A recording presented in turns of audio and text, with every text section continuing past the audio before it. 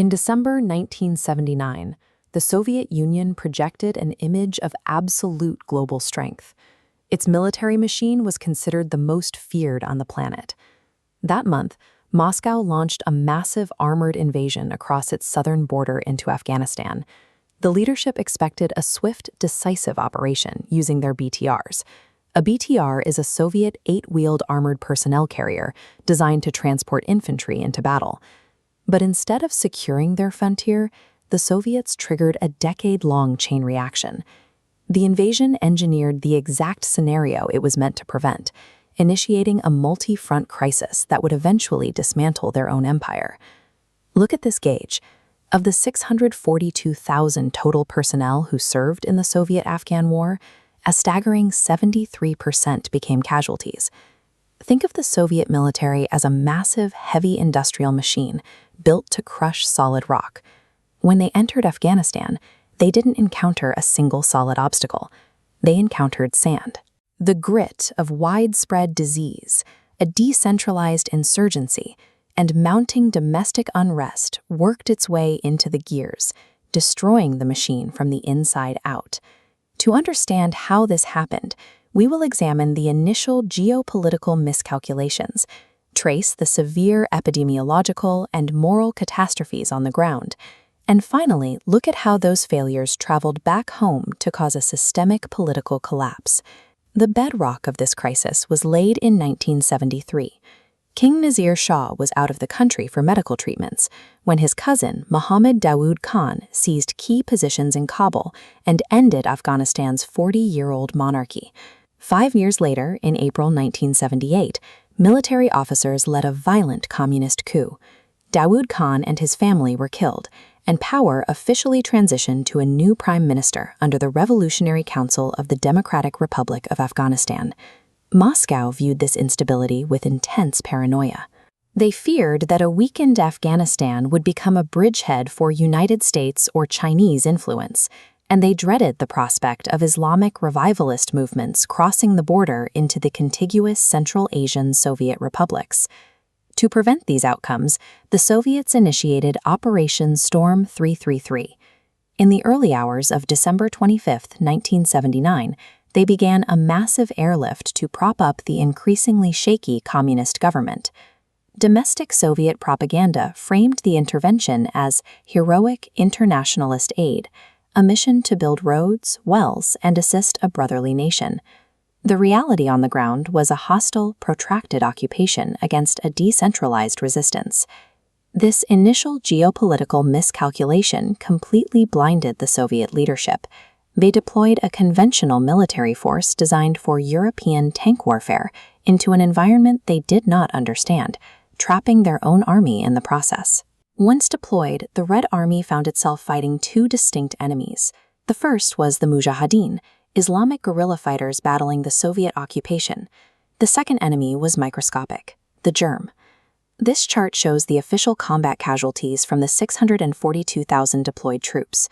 14,453 soldiers were killed in action, and another 53,753 were wounded. But a third category completely paralyzed the military. 415,932 soldiers fell victim to severe sickness and disease. This tree map breaks down those medical casualties. Notice the largest blocks. Infectious hepatitis claimed 115,308 troops, while typhoid fever incapacitated another 31,080. The remaining blocks highlight the other pathogenic threats that ravaged the Soviet camps: typhus, malaria, cholera, and even plague. These numbers translated into total tactical paralysis. In the fall of 1981, 3,000 men from the 5th Motorized Rifle Division were sidelined simultaneously by hepatitis alone. Poor hygiene and inadequate medical preparation stripped the Soviet military of its combat readiness. They were operating like a massive biological body that had entirely lost its immune system. As this tactical map illustrates, the Soviets resorted to brutal scorched earth tactics when they were unable to defeat the insurgency in conventional combat. Their strategy was to physically separate the Mujahideen from the local populations by destroying the agricultural base that supported them. This approach resulted in a catastrophic civilian death toll, with estimates ranging from 562,000 to as many as 2 million dead Afghans. Historians point to intentional depopulation programs and the use of chemical substances as genocidal tactics, which ultimately created millions of internally and externally displaced refugees. Among the occupying forces, absolute moral decay took hold. Soldiers looted valuables from the dead to survive. Even top commanders, like General Boris Gromov, used military convoys to smuggle stolen historical treasures back into the Soviet Union. In her documentary book Zinky Boys, Svetlana Alexievich recorded how young conscripts coped with the atrocities they were ordered to commit.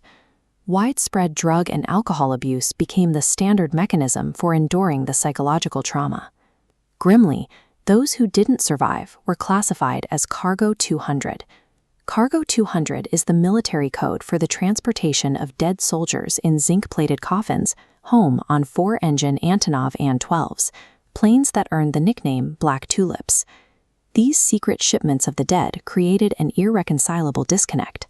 The soldiers knew the traumatic reality of the occupation, which entirely contradicted the state's heroic propaganda. This cognitive dissonance destroyed their belief in their own nation. For years, the Communist Party imposed absolute censorship on the Soviet media. But the physical return of tens of thousands of dead, wounded, and diseased soldiers eventually pierced that silence. This led to the rise of the Afghansy. Afghansy is the name given to Soviet veterans of the war in Afghanistan. Finding no support from the government, they formed non-party organizations and began openly criticizing the Soviet leadership.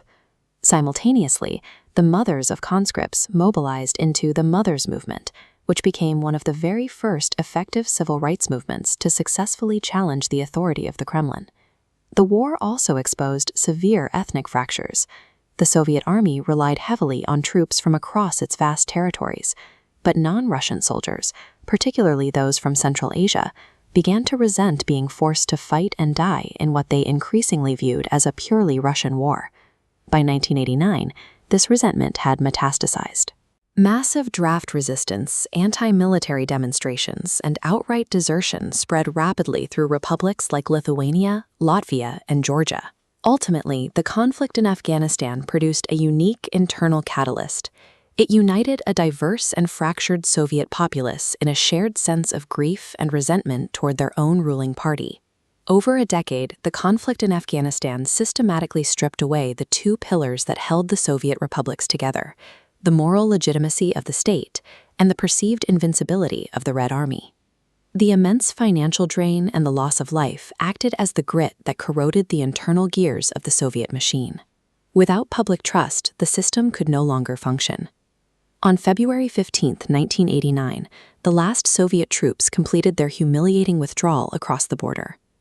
When the Red Army finally left Afghanistan, the structural foundation of the Soviet Union was already irreparably broken. The machine had stopped, initiating the final collapse of the world's largest empire.